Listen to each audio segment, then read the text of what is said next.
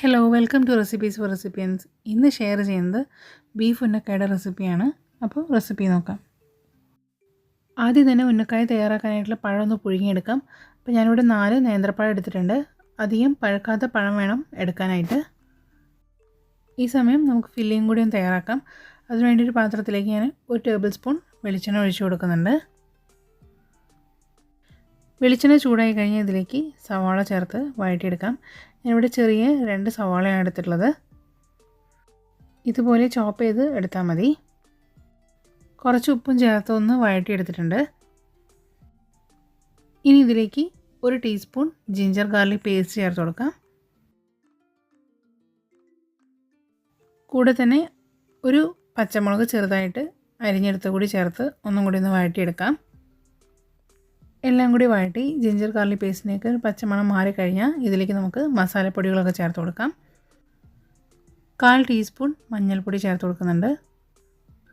1/2 teaspoon മുളക് പൊടി, 1 teaspoon meet masala, പിന്നെ 1/2 ടീസ്പൂൺ ഗരം മസാല കൂടി ചേർത്ത് കൊടുക്കുന്നുണ്ട്.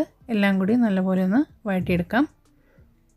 ഉപ്പ് നോക്കിയ സമയത്ത് ഉപ്പ് വളരെ കുറവായി തോന്നിയതുകൊണ്ട് കുറച്ച് ഉപ്പ് കൂടി ഒന്ന് ചേർത്ത് കൊടുക്കുന്നുണ്ട്.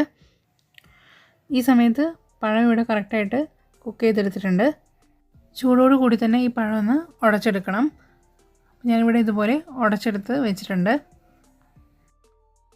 സവാള വഴറ്റി മസാലപ്പൊടിയുടെയൊക്കെ പച്ചമണം മാറിക്കഴിഞ്ഞാൽ ഇതിലേക്ക് കുറച്ച് മല്ലിയിലയും കുറച്ച് കറിവേപ്പിലയും ചെറുതായി കട്ട് ചെയ്തിട്ട് ചേർത്ത് കൊടുക്കുന്നുണ്ട്.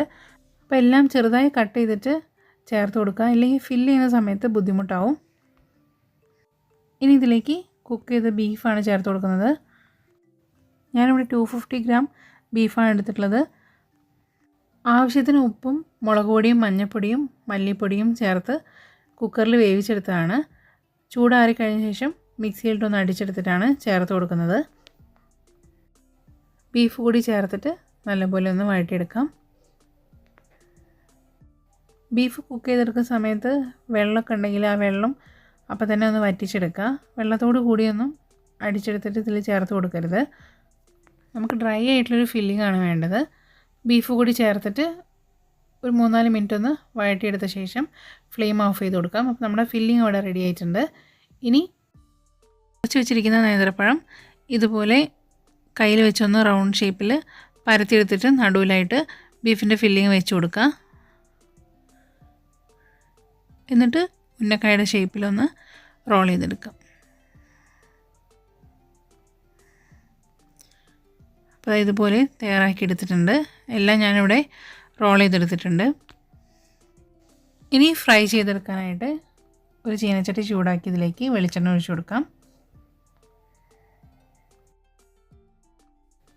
വെളിച്ചെണ്ണ നന്നായിട്ട് ചൂടായി കഴിഞ്ഞാൽ ഇതിലേക്ക് ഉന്നക്കായിട്ട് ഫ്രൈ ചെയ്തെടുക്കാം.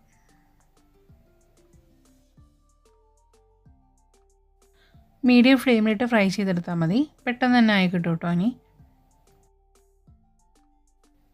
ഒരു വശം ഒന്ന് ഫ്രൈ ആയി കഴിഞ്ഞാൽ ഒന്ന് പതുക്കെ മറിച്ചിട്ട് കൊടുക്കാം.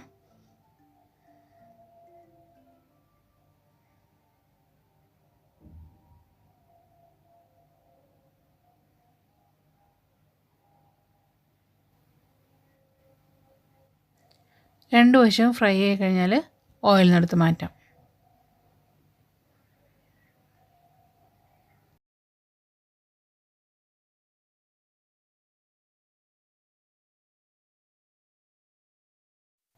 ഇനി ബാക്കിയുള്ളതും കൂടി ഇതുപോലെ തന്നെ ഫ്രൈ ചെയ്തെടുക്കാം.